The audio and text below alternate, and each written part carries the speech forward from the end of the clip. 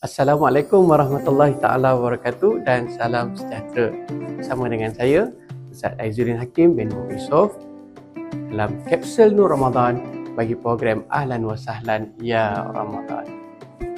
Sidang penonton yang dimuliakan, alhamdulillah kita telah disampaikan Allah Subhanahu Wa Taala dalam bulan yang penuh dengan keberkatan, iaitu bulan Ramadan. Tentu saja pada bulan ini kita semua perlu berpuasa kerana Allah Subhanahu Wa Taala sepanjang bulan ini berlangsung.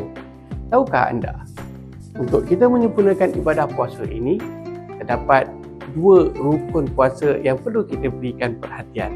Yang pertama ialah niat. Adapun yang kedua ialah menahan diri daripada melakukan perkara-perkara yang membatalkan puasa, bermula daripada terbit fajar sehinggalah kepada terbenamnya matahari.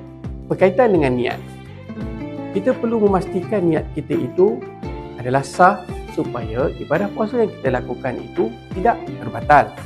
Antara yang perlu kita beri perhatian ialah kita perlu mengetahui bahawa niat itu adalah tempatnya di hati, dan kita perlu sentiasa berniat dengan memastikan kita berniat itu pada waktu malam, iaitu sebelum terbit daripada matahari.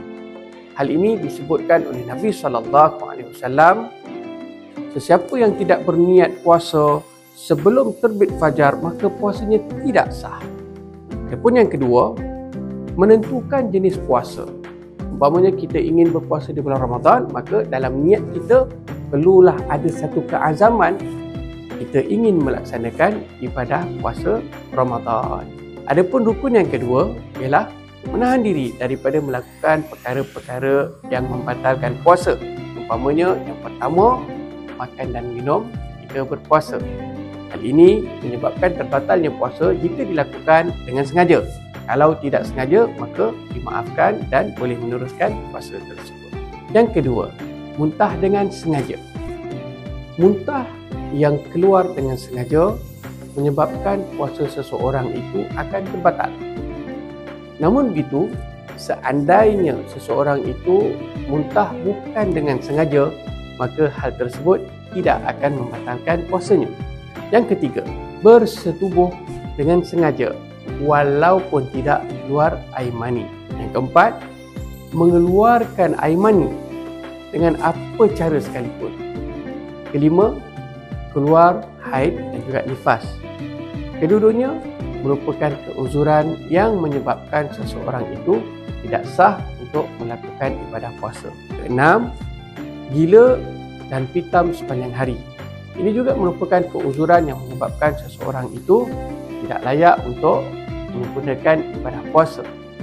Adapun yang berikutnya adalah murtad, iaitu keluar daripada agama Islam.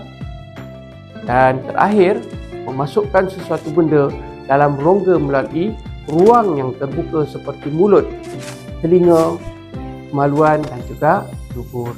Kesimpulannya, marilah kita sama-sama memberikan perhatian pada dua rukun puasa ini supaya ibadah puasa yang kita lakukan sepanjang bulan Ramadan ini akan diterima oleh Allah SWT dan memperolehi ganjaran yang sepatutnya, insya-Allah.